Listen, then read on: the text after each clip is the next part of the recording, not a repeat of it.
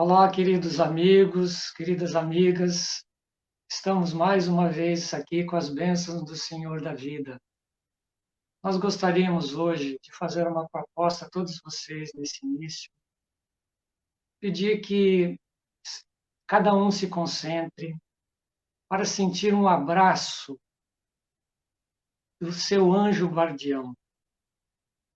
O anjo guardião, que é essa criatura que está conosco desde o início da nossa reencarnação, que muitas vezes nós acabamos nos esquecendo dele. É aquele que nos ajuda, é aquele que fica triste quando nós caímos, é aquele que fica feliz quando nós vencemos os nossos desafios. Então, a proposta neste momento é que sintamos esse abraço carinhoso desse nosso anjo da guarda e que também, juntos com outros amigos espirituais que chegam juntos nesse momento em que nós estamos nos preparando para os nossos trabalhos da noite. E dessa forma, todos nós, então, unidos em pensamento e coração, todos aqueles que estão conosco neste momento, que nós possamos unir essas forças espirituais de amor para que, então, sintamos esse abraço unidos com o coração divino, o nosso Criador, com o nosso Mestre Jesus, para recebermos, então, as dádivas de amor, de esperança, consolação e paz. Então, vamos sentir com muita intensidade esse carinho fraterno desse nosso amigo espiritual, desse nosso anjo da guarda que está conosco, nós todos juntos, unidos em nome de Deus e de Jesus. Bem, nós estamos, então, agradecidos aos diversos grupos do Facebook que estão transmitindo essa palestra conosco, são diversos grupos, aos grupos do Reino Unido, dos Estados Unidos, do Brasil, a Web Rádio Fraternidade, que está conosco, possibilitando, então, nós levarmos essa mensagem do Cristo, do Evangelho de Jesus, a tantos corações. Então, nós só temos a agradecer mais uma vez, muita gratidão por estarem todos conosco nesse trabalho de amor. Vamos lembrar, mais uma vez, aqueles que assim o desejarem, de colocar água para purificar, como remedinho da semana, para nos fortalecermos física e espiritualmente. E assim, recebendo todo esse carinho da espiritualidade, nós vamos fazer a oração inicial, envolvidos neste amor, nessa paz, nesta alegria e nessa esperança. Deus, nosso Pai, nosso Criador, como é gratificante falar de amor e senti-lo nas profundezas de nossas almas, recebendo a sua divina inspiração a nos convidar com tanta intensidade a caminhar com segurança, olhando para a frente e para o alto, construindo de maneira sólida essa estrada que nos conduz às esferas superiores. Porém, estamos apenas no início dessa caminhada, Senhor. Mas sabemos que essa construção é nossa, porque vós, pelas suas leis perfeitas, nos dá o mérito de sermos os próprios construtores dessa ascensão, sempre com seu perdão, misericórdia e amor. Que possamos estar sempre abertos de alma e coração para agregarmos os ensinamentos e o amor nesta construção divina que é o reino de Deus em nossos corações. Como dizem os queridos amigos espirituais, sabedoria e amor são duas asas dos anjos que alcançaram o trono divino. Que Francisco de Assis, mentor de nossa casa, e sua equipe amorosa, continue nos orientando, lembrando ainda que comemora-se o dia de Francisco de Assis, dia 4, próximo domingo, e que nós, nesse momento, com todo o nosso coração, prestamos uma homenagem de profunda gratidão a esse ser tão iluminado. Obrigado, querido amigo, querido irmão. Que assim seja.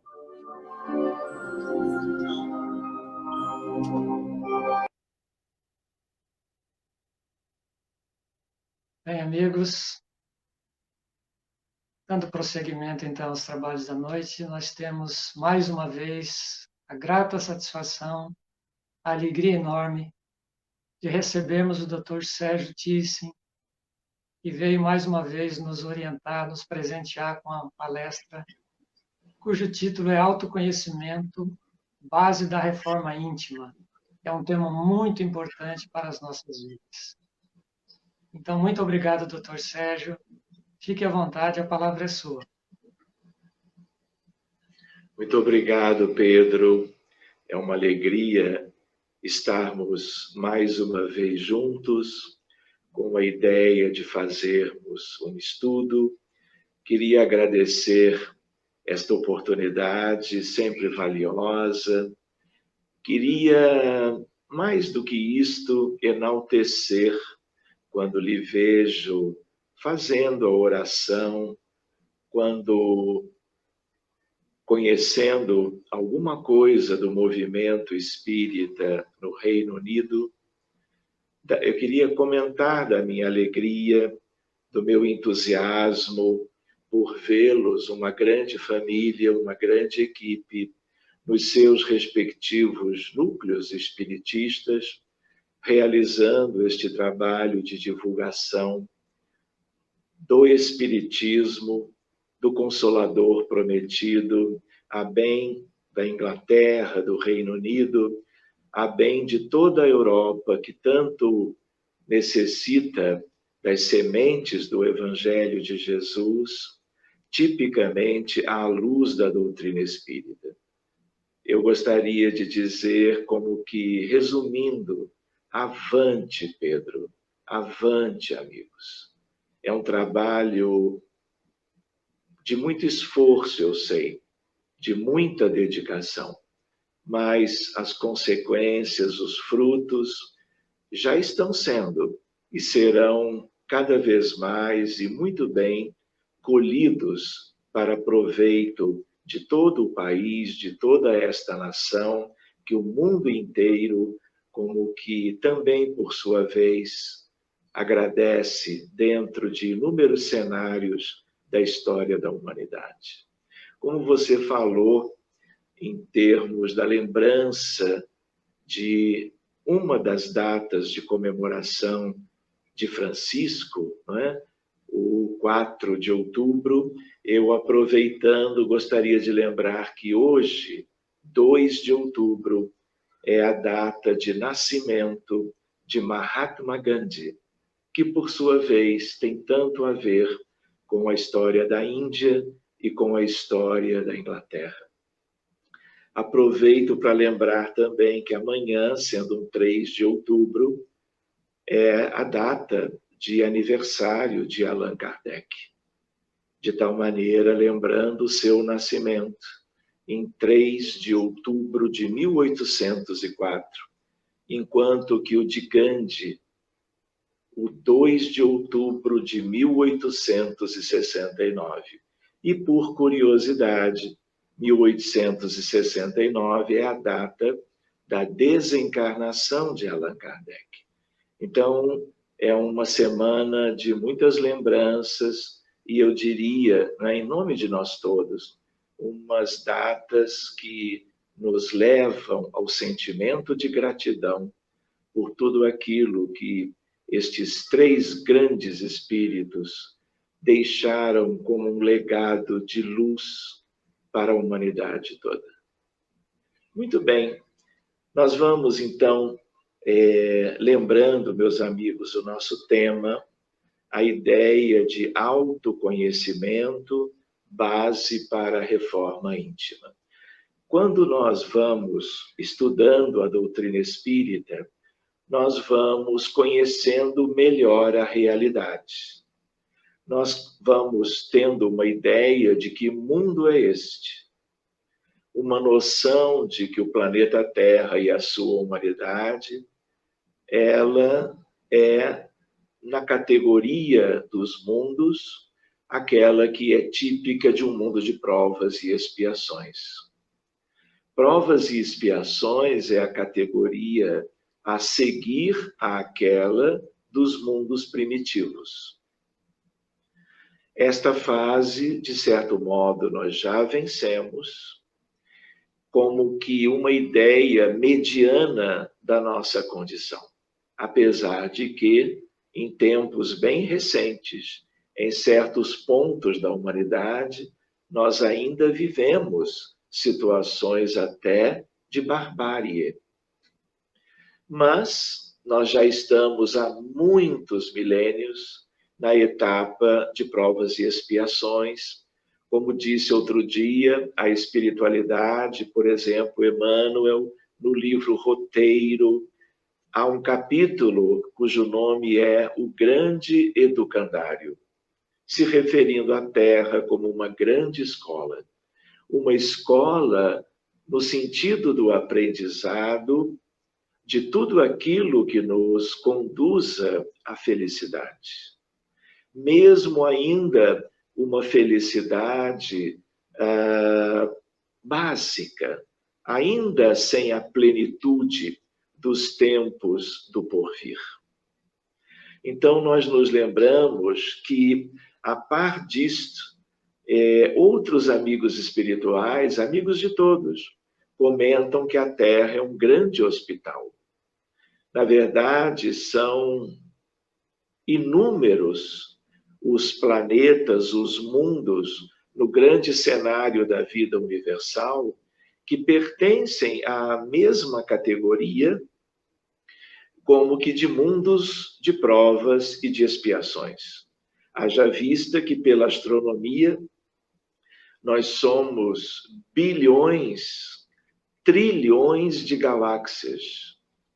Só o universo observável, a partir de qualquer ponto da Terra, nós temos 70 septilhões de estrelas. Isso é uma coisa monumental. E no meio disso tudo, da criação divina, nós somos um grãozinho de areia numa praia cósmica imensa. Então, há outros mundos com as mesmas dificuldades que as nossas. E quando nós dizemos assim, como eu comentei, há espíritos que dizem que a Terra é, na verdade, um grande hospital. É escola, claro, porque todos estamos em escolas distintas do ponto de vista das muitas moradas da casa do Pai, em graus diferentes de emancipação, de prosperidade, de consciência, de evolução, mas a Terra, ela ainda é um mundo muito limitado. Nós nos lembramos de uma história do planeta que é longa, mas a história registrada da Terra, ela não é tão longa assim. Porque com a escrita nós tivemos mais ou menos 5.500 anos de algo registrado em relação a toda a realidade do que vivemos durante estes últimos milênios. E quando nós nos lembramos que temos, portanto, 5.500 anos de conhecimento sobre o que já foi vivido na Terra, nós, ao mesmo tempo, temos uma ideia que é a ideia de que, durante todo este período, nunca tivemos 100 anos de paz. E essa questão de conflitos armados, revoluções sangrentas, invasões de países por países, ao mesmo tempo que nós temos tantas guerras, algumas delas de proporções muito grandes, gerando como que uma devastação propriamente nos determinados sítios, lugares, regiões onde elas aconteceram. Então, meus amigos, a nossa história é uma história de almas difíceis, de almas ou espíritos muito imperfeitos. E nós gostaríamos de lembrar que, ao mesmo tempo que vamos tendo conhecimento sobre a história, também vamos nos dando conta da realidade atual, em que as nossas imperfeições, elas ainda prevalecem em inúmeros cenários da vida na Terra, gerando sofrimento, doença, luto, morte, tristeza, angústia. Só para vocês terem uma ideia, né, nós ainda temos conflitos em diversas partes do mundo, maiores ou menores. Nós hoje temos um conflito já com mais de 200 mortos, muitos deles civis, numa determinada região, relativamente perto de vocês, longe do Brasil, que é o conflito entre a Armênia e o Azerbaijão. Eu mesmo tenho a minha filha mais velha, a Joana, psiquiatra em missão pela Cruz Vermelha Internacional, indo em busca daqueles que estão vivendo as consequências tristes de mais um conflito com tanques, mísseis, explosões e assim por diante. Então, na doutrina espírita, nós aprendemos sobre a realidade. Por outro lado, nós também aprendemos quem nós somos, as nossas origens e as nossas dificuldades. Vejam que coisa linda da providência divina, a espiritualidade no entorno do querido Allan Kardec, que, como eu lembrei, aniversaria amanhã, quanto à sua data de nascimento, o 3 de outubro, tanto quanto Francisco de Assis no domingo, dia 4, sendo a data da sua desencarnação. E hoje, a data do nascimento de Mahatma Gandhi. Então, voltando para a nossa questão, nós nos lembramos que esta visão que o mundo espiritual tinha nos tempos de Kardec fez com que ele e toda aquela equipe maravilhosa fizesse questão de vincular a doutrina espírita a Jesus de Nazaré, ao Messias prometido, ao divino pastor de todas as ovelhas, tanto quanto aquele que é o grande médico de toda a nossa humanidade. De tal forma que o livro, o Evangelho segundo o Espiritismo, é, vamos dizer, aquilo que vincula o Espiritismo a Jesus. E ali nós já temos inúmeros capítulos que vão tratando gradativamente do Sermão da Montanha, em que cada capítulo desta obra memorável vai nos dando elementos para a nossa reflexão em relação a quem nós somos. Mais do que isto, eles vão, como espíritos superiores, eles vão nos falando a respeito de tudo aquilo que nós necessitamos cumprir na Terra, para que nós alcancemos uma condição espiritual melhor. Nós costumamos lembrar, quanto ao Livro dos Espíritos e a hierarquia dos mundos, a ideia de que depois de se completar a etapa, e isto não é para o agora, de mundo de provas e expiações, vem aí um longo período de regeneração. É uma etapa que pode perdurar por dezenas de milênios. E a regeneração planetária, ela depende do esforço de cada um. A regeneração, apesar de toda a cobertura, de toda a assistência, de toda a proteção da espiritualidade superior para nós mais imperfeitos, ela não virá trazendo a regeneração como que nos banhando com as bênçãos celestiais, como se fossem flocos de neve, recaindo sobre as nossas cabeças e nos transformando, trazendo como que num passe de mágica a regeneração por qualquer mecanismo externo. E aí vem a questão do nosso tema. Regeneração planetária, ela vai acontecendo naturalmente na próxima longa e tão esperada etapa, de tal maneira que virá como um somatório das transformações morais que cada um de nós procurará fazer. Num primeiro momento, que é o momento em que nós vamos dar uma atenção maior, eu diria, uma atenção primeira a nós mesmos. Isto não significa sermos egoístas ou deixarmos qualquer um como que de lado, porque as coisas acontecem de uma maneira entrelaçada.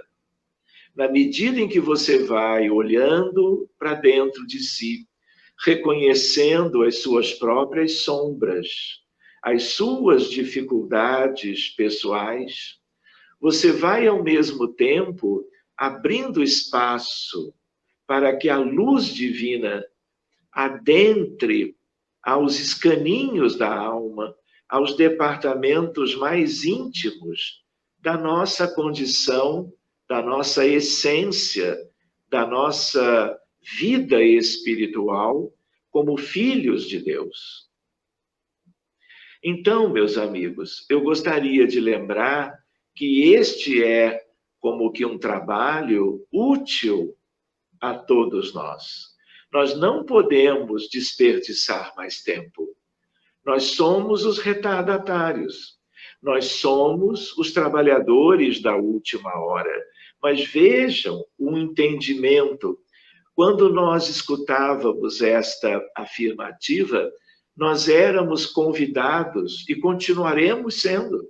Isto é altamente benéfico para que nós trabalhemos a bem do próximo, para que nós arregacemos as mangas no sentido do trabalho a favor da comunidade de um modo geral, trabalhando pela comunidade, mesmo que seja através da dedicação a um grupo menor de pessoas, de irmãos, irmãs, familiares, colegas, amigos, vizinhos, pacientes, no caso dos trabalhadores na área da saúde, porque tudo isto é algo que acompanha a ideia de sermos trabalhadores da última hora, porque nós, nesta espécie de estagnação multimilenar, nós éramos mais orgulhosos e egoístas,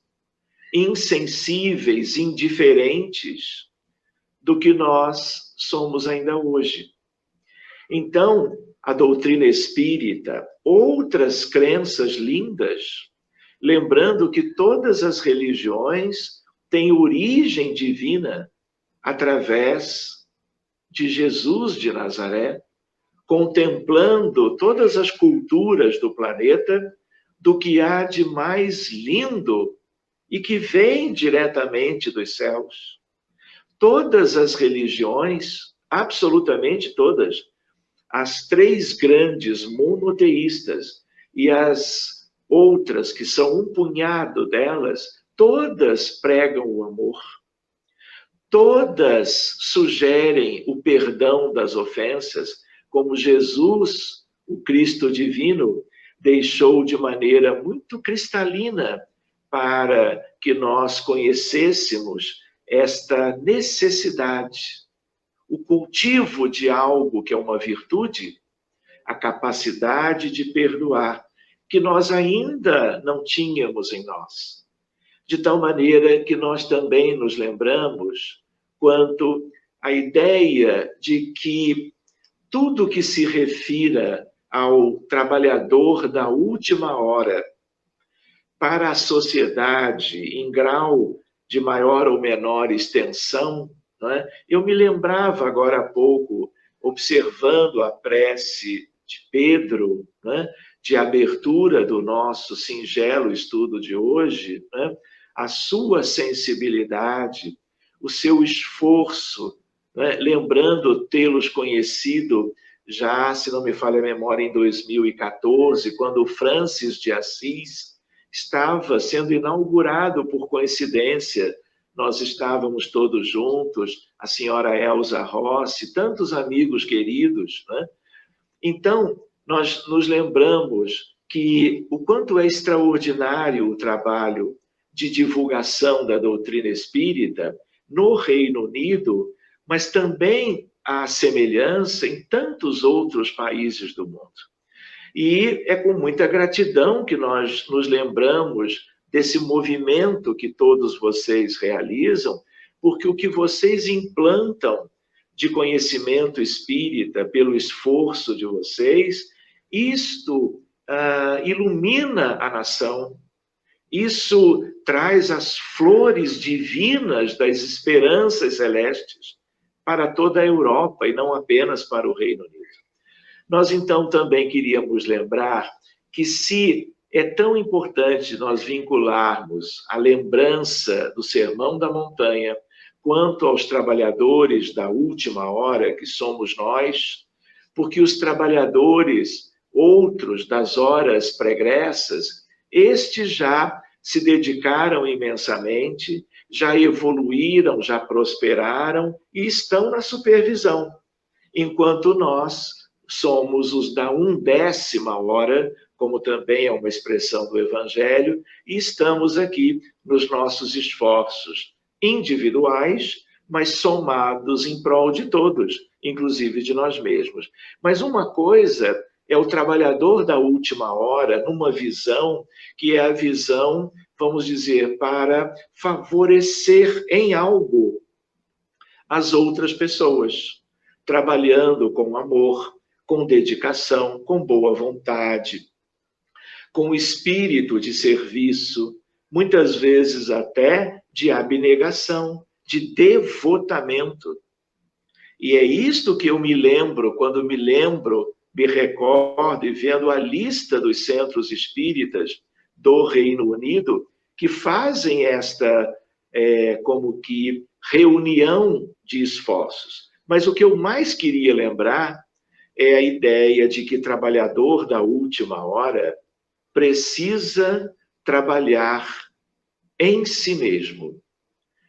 A ideia de Jesus não é apenas quanto ao trabalho externo, que é importantíssimo, mas é também algo que tem a ver com o nosso tema, a ideia do autoconhecimento e a ideia da reforma íntima.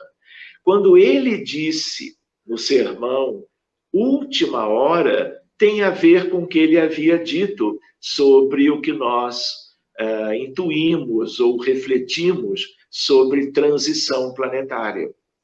A ideia de que última hora é nesse sentido. Eu diria, por um lado, também, porque aquela outra reflexão é válida. Mas a ideia é de que, olha, os tempos são chegados. É o título do capítulo 18 do livro A Gênese, de Allan Kardec, o último do Pentateuco. De tal maneira que é mais ou menos assim, olha, a hora é a hora da reforma íntima, da educação dos sentimentos. E, para tanto, o autoconhecimento é uma ferramenta, é uma estratégia. Se eu não me conheço razoavelmente e no decurso de um intervalo de tempo qualquer, eu não vou ter os melhores elementos para a minha tentativa, o meu esforço de transformação pessoal. O que aconteceu na nossa história? Nós tínhamos todo um jeito de crítica, de análise, nós éramos de apontar o dedo para as fraquezas e as imperfeições, os tropeços, os equívocos, os erros alheios. É claro que essa avaliação crítica, ela é pertinente, mas com amorosidade, com ternura, com um sentido de compreensão, de relevarmos essas faltas, de entendermos os contextos, lembrando do grande contexto, que é o contexto de um mundo de provas e expiações, ainda com ilhas de primitividade no grande cenário da vida humana, inclusive até hoje. Então, nós nos lembramos que há um espelho. Esse espelho é um espelho, como eu gosto de brincar, dizendo que ele é de cristal puríssimo. Ele é da República Tcheca, da Boêmia. São os melhores cristais do mundo. Há um espelho esperando por nós. Sempre houve. Mas o nosso atraso era tanto que, depois de muitas desencarnações, na esteira do tempo, ao longo de uma jornada longa, nós nem tínhamos a mínima condição de nos colocarmos diante dele. Mas há algum tempo, alguns séculos, muitos desta humanidade adquiriram um pouco de prosperidade consciencial, moral. E aí o que tem acontecido? Nós desencarnamos, passamos um período mais ou menos curto de readaptação, ou até que despertamos de novo. E uma das primeiras coisas é o tal espelho à nossa frente. E é ali que nós vamos ter uma espécie de uma ideia melhor sobre quem nós somos. Nós vamos olhar para aquela imensidão do mundo espiritual.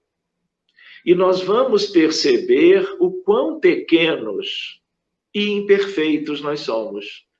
Pequenos é natural do ponto de vista de um espírito filho de Deus, que é, se a Terra é um grãozinho de areia numa praia cósmica, o que dirá sobre quem somos?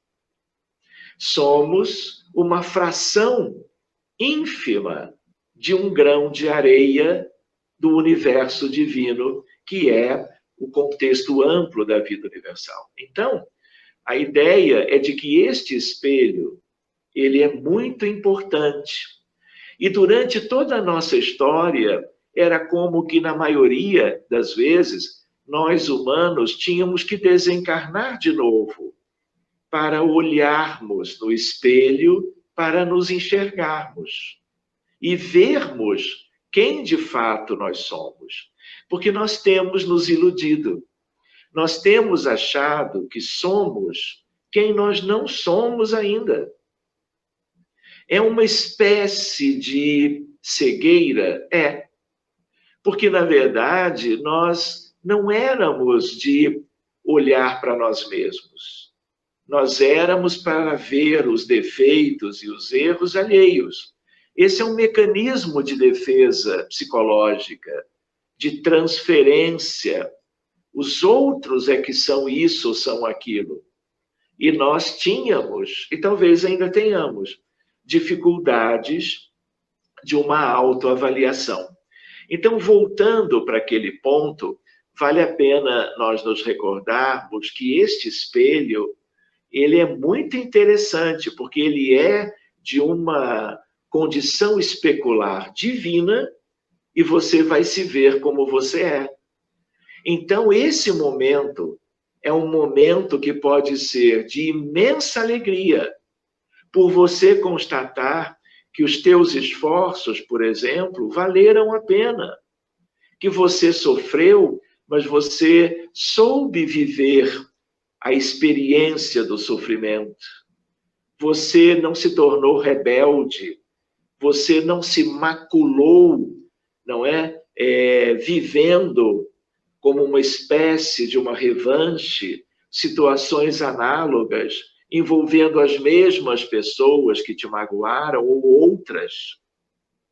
Então pode ser o momento mais lindo de todo um período da nossa história. Mas não tem sido assim. Tem sido um dos momentos mais difíceis, porque nós vamos nos ver com as nossas imperfeições e de uma visão de uma maneira cristalina, como de cristal é o espelho. Então, nós nos lembramos que esta experiência, ela é muito proveitosa e ela marca a nossa consciência. Mas uma outra questão que é muito típica quando nós acordamos ao desencarnarmos em algum momento, mais cedo ou mais tarde após a desencarnação, é no sentido de nós, diante daquele grande todo, diante do reencontro nosso conosco mesmos, diante do espelho, e também quando nós vamos rever todos aqueles com quem, de alguma forma, nós estabelecemos vínculos de luz ou vínculos de sombra, nós vamos reviver as experiências. Nós vamos lembrar do quanto nós podíamos ter feito melhor e não fizemos. Quanto aos nossos amores, tudo isso é uma luz extraordinária que nos fará um bem imenso, como sempre fez, e fará também aqueles que amamos e que nos amam na mesma qualidade de amor. Amor, aliás, que foi o nosso tema da última vez, do último encontro.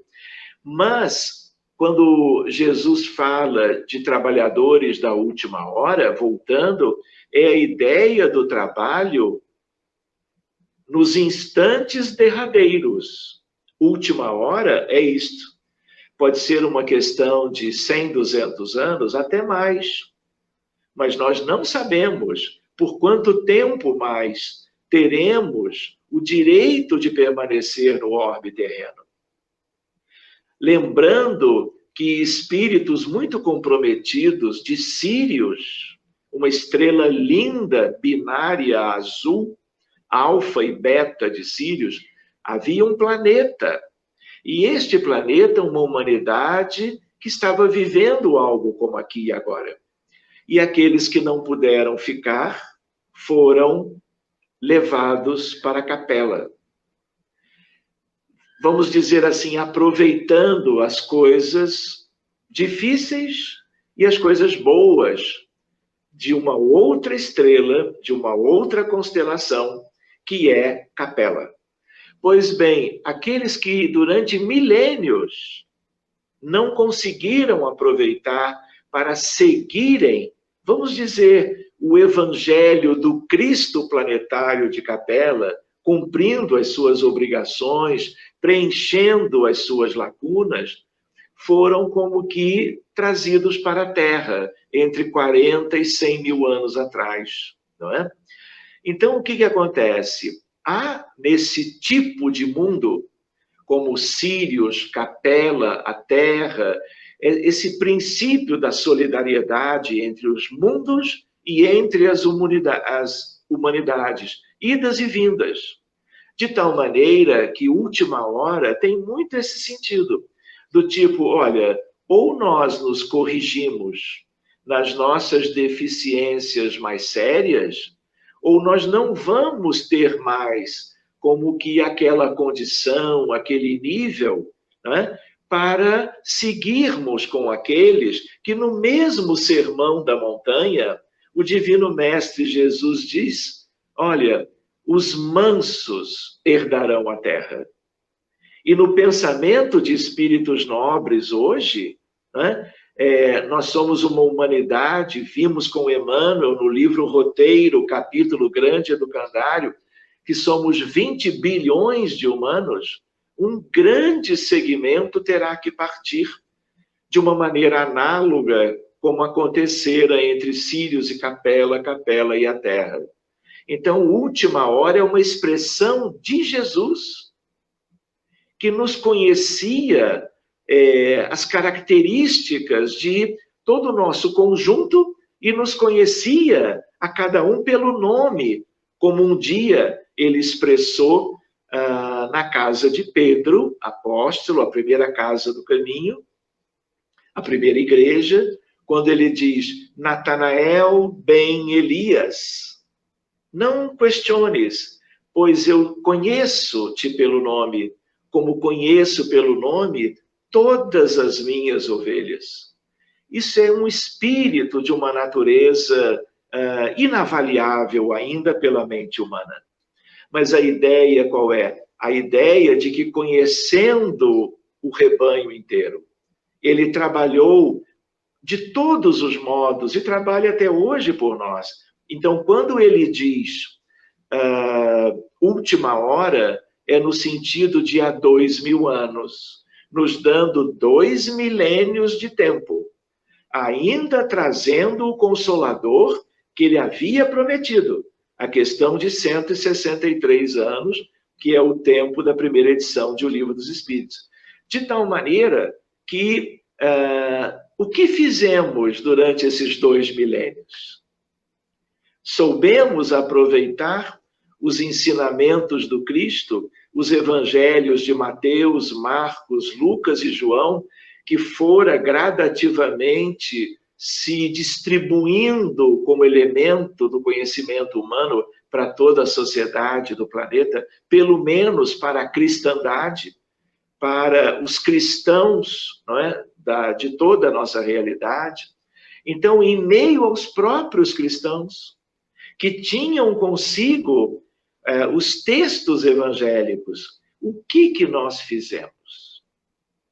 Tivemos, quando da última visita de Jesus, no último quartel do século XIV, 1375, como está no livro de Humberto de Campos, Brasil, Coração do Mundo, Pátria do Evangelho, Jesus vem encontrar Eliú ou Iléu, o espírito de uma grandeza extraordinária, como está na obra, o espírito encarregado de todos os problemas sociológicos da Terra, junto do Cristo, trabalhando o que aconteceria nos séculos. E justo naquela altura, do último quartel do século XIV, não é? Aqueles que tinham os ensinamentos de Jesus, se não no íntimo, claro, mas consigo, no sentido de uma literatura cristã, estavam migrando para invadir o norte da África, no episódio histórico longo, altamente doloroso das Cruzadas. Quantos conflitos tivemos de lá para cá? Quantas dificuldades, e lembrando da Primeira e da Segunda Grande Guerras Mundiais, tivemos holocaustos, tivemos milhões e milhões de pessoas vivendo dramas inimagináveis. Quando isso? Ontem. É uma questão de menos de 100 anos atrás. Isso denota as nossas dificuldades morais, as nossas dificuldades de fazermos o dever de casa.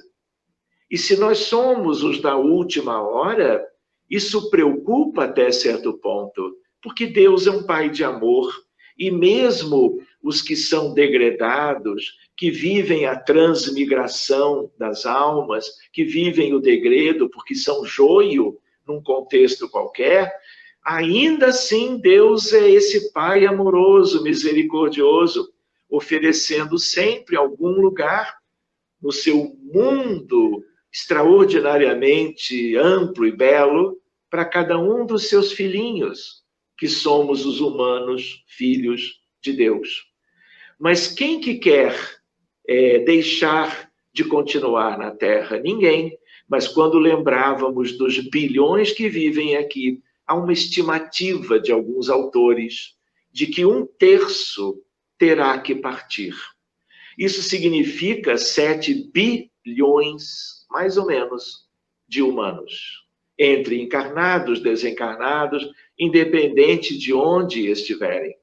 E há uma ideia de que isto é para beneficiar a todos.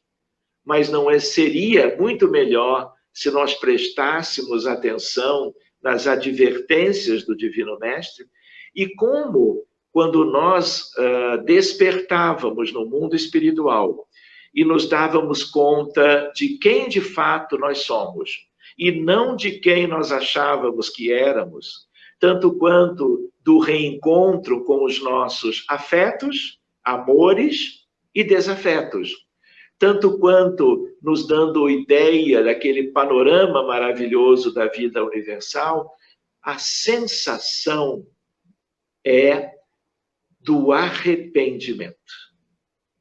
Porque agora, desvencilhados do corpo, o nosso alcance é muito maior.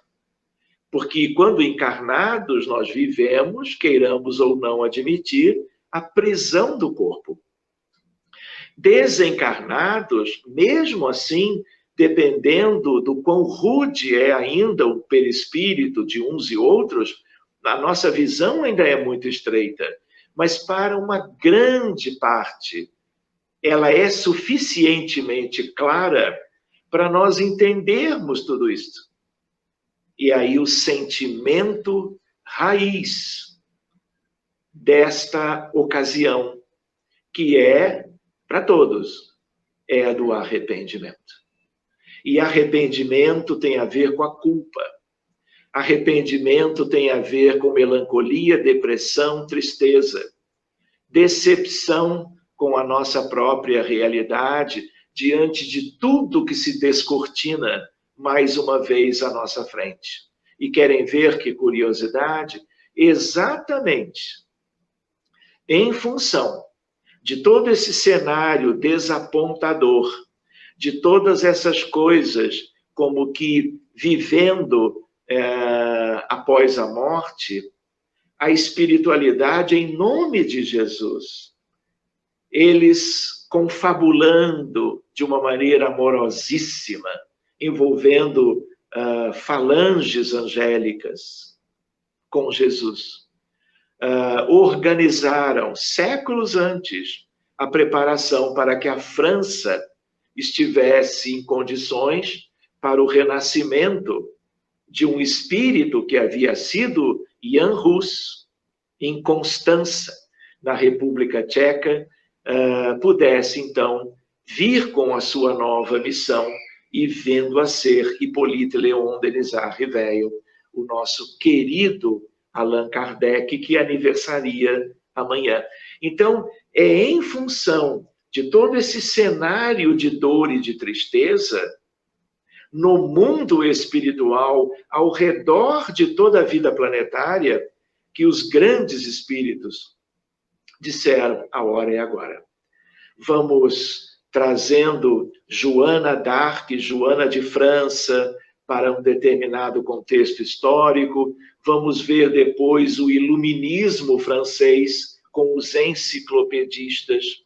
Depois tivemos a questão da Revolução Francesa, algumas mudanças na monarquia, e depois, então, em 1804, renasce este espírito extraordinário que nos deixou o Consolador prometido. E com ele a ideia do Evangelho segundo o Espiritismo. O Espiritismo, na verdade, é Jesus de volta. O retorno do Cristo não é como ele estava conosco há 2000 anos, como podendo ser visto, podendo ser capaz de como que trabalhar de uma maneira tão nítida junto às multidões dos aflitos. Agora é de um outro modo, mas em função de quê? De tudo que se viu no sentido de culpa e arrependimento. Então, há uma frase de Jung que diz mais ou menos assim: se você olha para fora, você sonha. Gente, não é fora pela janela. Eu estou falando fora de você. Se você olha para a vida, para a realidade, para os outros, você sonha. E isso é lindo. Olhar para a realidade e sonhar. Mas sonhar em parâmetros de vida eterna, porque sonhos relacionados às questões mais das ambições materiais, das ilusões do mundo, nada serviram, nada servem para nós. Ao mesmo tempo, na mesma frase, Jung diz mais ou menos assim: aqueles que olham para dentro despertam. Se nós não despertarmos, nós vamos ter mais dificuldades para sabermos das nossas reais necessidades. Eu não me lembro se eu contei da última vez uma vivência minha mesma, né? Que eu me lembro agora, olhando para o relógio e já procurando encaminhar para finalizar este breve estudo. Eu estava na Federação Espírita Brasileira, meu pai, Francisco Thyssen, presidente da FEB, ainda encarnado. Estávamos no Grupo Ismael, na sede histórica da FEB, na Avenida Passos, número 30, no centro do Rio de Janeiro, nas reuniões do Grupo Ismael, todas as quintas, durante um século. Claro que eu não participei de todas elas, mas eu me lembro muito bem, não é? Quando nós estávamos vendo as mensagens psicografadas por vários médiuns da FEB, naquela sede no Rio, há uma mensagem de um espírito lindo que falava sobre o primeiro amor. E esse espírito feminino trabalhava a ideia, quando do título nós olhamos assim, o primeiro amor, cada um lembra de uma primeira namorada, um primeiro namorado e assim por diante, né? Mas não era isso. O primeiro amor que esse espírito de uma benfeitora dizia era no sentido de que, olha, você pode fazer tantas coisas como você tem feito em prol do seu próximo, você pode realizar como tens feito, filho.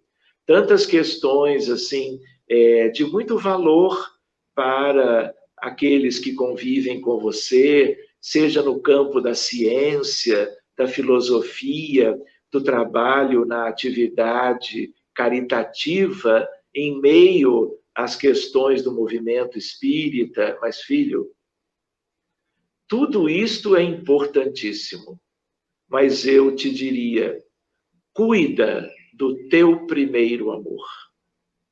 E aí ela termina, cuide de ti mesmo.